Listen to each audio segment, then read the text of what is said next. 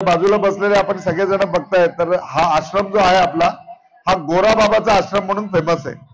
का तर बाबा जे आहे ते जर्मनचे आहेत. बाबा 1950 मध्ये पहिल्यांदा इकडे आले, 1950 मध्ये फर्स्ट टाइम आले आणि आल्यानंतर त्यांनी नर्मदा म्हणजे त्यांना उज्जैन माहिती होतं, ते महाकालेश्वरला आले आणि उज्जैनला त्यांनी दर्शन घेतलं.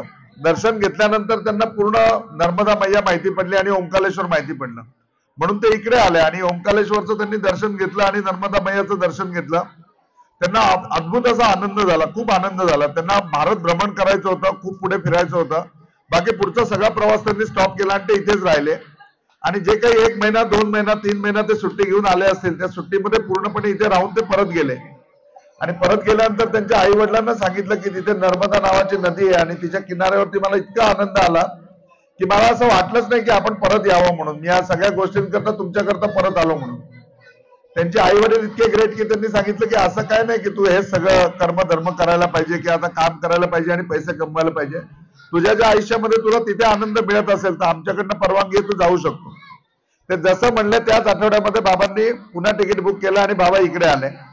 त्याच्यानंतर आतापर्यंत ते इथेच आहेत. म्हणजे की माझ्या खरोखरी आजच्या आयुष्यातला सौभाग्याचा दिवस आहे. म्हणजे सोन्याच्या अक्षरात लिहिण्यासारखा योग आहे की आज आपल्या आश्रमामध्ये आपल्या परिक्रमेचे लोक आलेत आणि संकल्प होतोय. म्हणजे तर तुम्ही सगळेजण त्या गोष्टीचे नुसते साक्षीदार नाहीये, तर तुम्ही सगळेजण भागीदार आहे त्या गोष्टीचे. आणि हा माधव स्पर्श आश्रम आहे तो आपल्या सगळ्यांचा आहे. म्हणजे आपण पूर्ण आश्रम पण मी तुम्हाला दाखवतो. ही शेड पण आपण आता बनवलेली आहे. म्हणजे आणि याचा इतिहास सांगायचा झाला तर या भूमीचा इतिहास चित्रसेन गंधर्वापासून आपल्याकडे.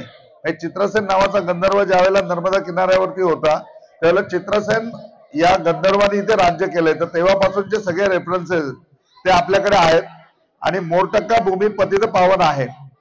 आणि माझी आपल्या आश्रमाची जी ओळख आहे ती गोरा बाबाचा आश्रम म्हणूनच ओळखला जातो. हा आता बाबा गोरे आहेत आणि बाहेरचे आहेत जर्मनीचे, त्यामुळे गोरा बाबा आश्रम होतो. आपल्या बरोबर उत्तरेला म्हणजे प्रॉपरली वास्तुशास्त्राप्रमाणे जो नियम येतो की उत्तरेला पाणी असावं, तर नर्मदा मैया आपल्या बरोबर उत्तरेला आहे. आपण पूर्व पश्चिम बसलेलो आहे, ही दक्षिणे आणि आपल्या उत्तरेला पूर्णपणे मैया वाहते. उत्तर वाहिनी यात्रा सुद्धा आपल्या इकडनं होऊ शकते का तर मैया आपल्याकडनं उत्तरेलाच आहे आणि त्याप्रमाणेच वाहते. नर्मदा परिक्रमेचे ज्या वेळेला संकल्प घेतला जातो त्याच्या वेळेला प्रामुख्याने कन्यांचं पूजन होतं. तर कन्यांचं पूजन होत असताना मी बाबांना इच्छा व्यक्त केली की जवळजवळ 100 परिक्रमावासी आहेत म्हणून, तर का नाही आपण 100 कन्यांचं पूजन करायचं. तर बाबांना पण खूप हुरूप आला की बोलले हो म्हणून खरंय असं पाहिजे. म्हणजे की प्रत्येकासमोर एक नर्मदा मैया उभी पाहिजे तर त्याला खूप मजा येईल म्हणून बाबांनी सांगितलं ठीक आहे मी बिल्लोर गावामध्ये सांगतो. तर बिल्लोर गावामधल्या जेवढ्या कन्या आहेत तेवढ्या सगळ्या कन्या आलेल्या आहेत.